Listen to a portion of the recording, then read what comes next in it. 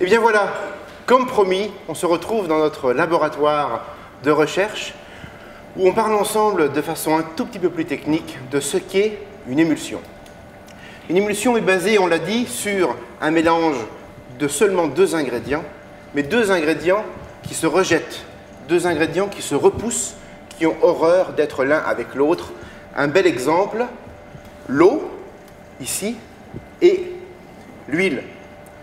Lorsque je mélange de l'eau et de l'huile sans réaliser l'émulsion, eh bien, voici ce qu'il se passe.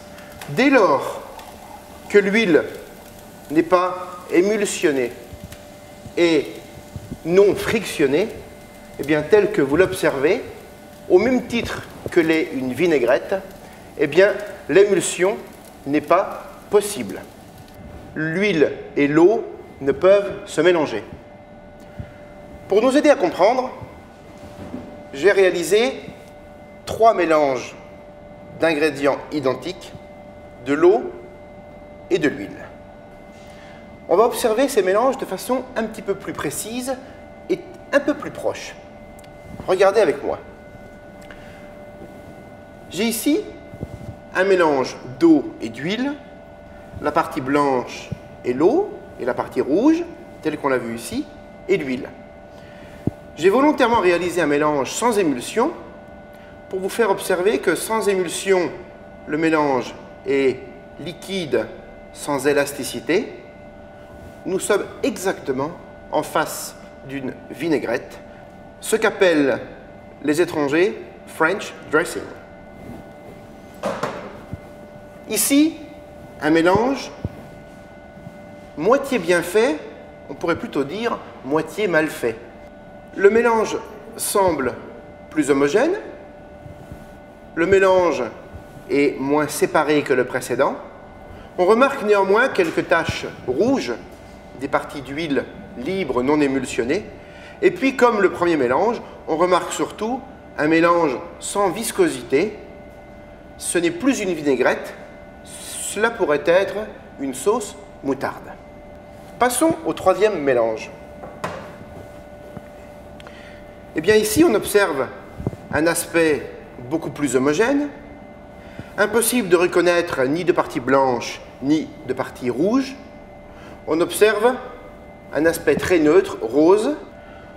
On observe, au contraire des deux précédents mélanges, une viscosité, une brillance et une élasticité. Le mélange adhère à la paroi. On est bien ici en face d'une émulsion, mélange intime d'eau et matière grasse. C'est une mayonnaise, un mélange excessivement intime d'eau et d'huile. Mais je ne vous ai pas tout dit. Si ce mélange peut exister, c'est qu'il y a une petite molécule qui nous aide à y parvenir. Elle s'appelle les tensioactifs. Je vous en parle maintenant. Alors, qu'est-ce qu'un tensioactif? Eh bien, c'est une sorte de petit animal au pouvoir incroyable. Un petit animal qui a le pouvoir de rassembler de l'eau et de l'huile, ces deux ingrédients qui se rejettent. Lorsque l'on fait une émulsion, on a une partie aqueuse, l'eau, la crème, le lait. Le tableau est blanc, il représente parfaitement la crème de notre ganache. Lorsque je veux faire une ganache, je souhaite mélanger des globules de matière grasse, de beurre de cacao en particulier, et je ne souhaite surtout pas avoir une partie mouillée, humide et une partie grasse. Je souhaite avoir un mélange intime, comme une mayonnaise, de gras et d'eau. À partir du moment où les tensioactifs ne sont pas présents, eh bien ce schéma ici ne peut exister. Il ne peut exister pourquoi? Parce que l'huile et l'eau se rejettent.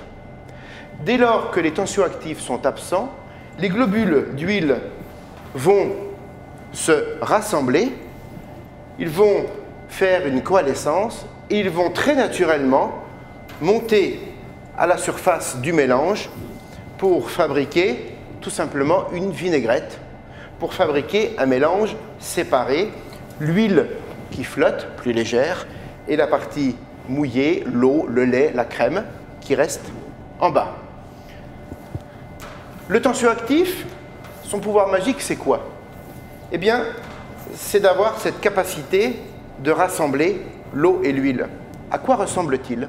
Le tensioactif, c'est cette molécule ultra puissante qui permet de marier intimement l'eau avec l'huile.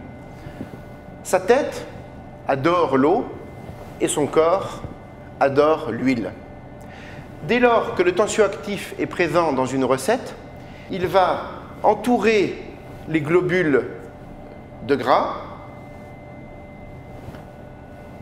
et ces globules vont ressembler à une forme de petit soleil. Et à partir du moment où ces globules ressemblent à ceci, ils ne sont plus capables de bouger, mais plutôt capables de rester en suspension dans le mélange. La tête adore l'eau. L'eau et l'eau se lient très facilement.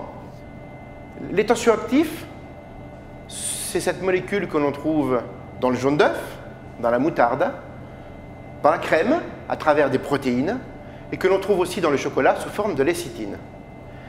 Dès lors que les tensioactifs sont présents dans notre mélange, eh bien, on retrouve un schéma très différent avec des globules de gras qui ne s'agglomèrent plus, la remontée des globules de gras disparaît et on retrouve un schéma beaucoup plus organisé avec, tels des bateaux en pleine mer amarrés à leur ancre, des globules de gras en suspension dans un univers humide.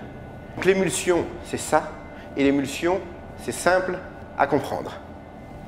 D'ailleurs, pour vous, est-ce que l'émulsion est facile à comprendre? Et pour toi, est-ce que c'est facile à comprendre? Oui, Fred, j'ai bien compris. Mais tout ça, c'est de la théorie. J'aimerais bien savoir comment tu fais concrètement avec du chocolat. Ah bon? Alors, pour que tout soit vraiment bien clair, on se retrouve au laboratoire de pâtisserie avec du vrai chocolat, avec de la crème. Suivez-moi.